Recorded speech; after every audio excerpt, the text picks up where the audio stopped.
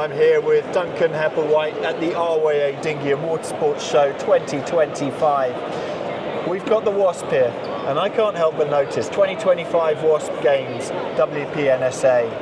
You have 227 entries already, Duncan. It's going to be mega, Mark. I have to pinch myself. It's so exciting because we are going to have 227 already entered. It's going to go beyond 250, potentially 300. 300 WASPs in Weymouth in the summer. It's going to be incredible. Now, you're always someone who says, we'll make it happen. 227 boats, foilers, launch and recovery. I know that the slipways are wide here. How are you going to do it?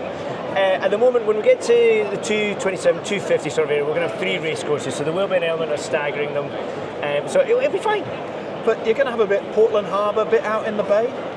The majority of the racing, the fleet racing, is going to be inside, but we do have a marathon kind of big race. One mass start line, all the boats, a big rib, like a big rabbit run, rib with flags. That's going to be the start boat, and everybody piles in after it. That's going to be in the harbour and out into the bay and back in again. I'm looking forward to that. Now, there are a couple of changes I notice on the boat, though. First of all, when we look, this is a new mainsail that you've got here. What is the thinking behind this one? So you're right, this is a new mainsail, launching it today at the show, kind of a world exclusive if you like. It's a 7.5 square metre sail. So the traditional rig's at 8.2, we have a smaller rig at 6.9, and the general feeling was that for smaller males, females like myself, the jump from 6.9 to 8.2 was a bit big and people were being torn in different directions. So we've got this new 7.5 that splits the difference, and I genuinely think it's probably going to be the go-to sail over the next year or so. People are going to start migrating towards it, and it'll end up, I think, being the biggest fleet. And this is in combination with a new rudder for the boat. Yeah, we've got a new rudder on the boat. We'll spin around and have a look at that in a second, but the new rudder was developed predominantly through feedback from the Northern Hemisphere, because what we were finding is that the colder waters up here, we were getting a bit of ventilation where you're drawing air down the side of the foil and people are losing kind of that kind of traction on the foil. So AMAC went back to the drawing board, developed a new rudder, different profile, which now was designed to try and reduce the ventilation, but actually what we've got is we've got a slightly faster foil, which is allowing more glide time, so manoeuvres, the tacks, the jibes, it's getting easier and easier. And this was launched in August last year.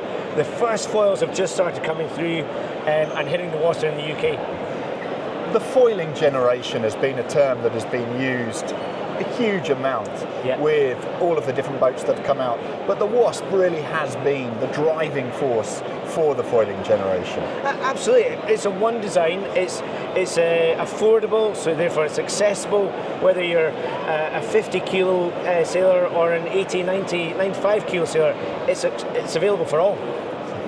Now, you must be looking forward to the WASP Games, but slight bit of trepidation as well with those kind of numbers. Is it just one of those things that you just think it's going to be a defining moment of the summer? I think so. I think it's going to be a defining moment for the class. Certainly the guys that I'm liaising with in Australia, they're planning to come over and actually feel that it's going to be a bit of a celebration, because it's going to be, the WASP is going to be 10 years old in 2026.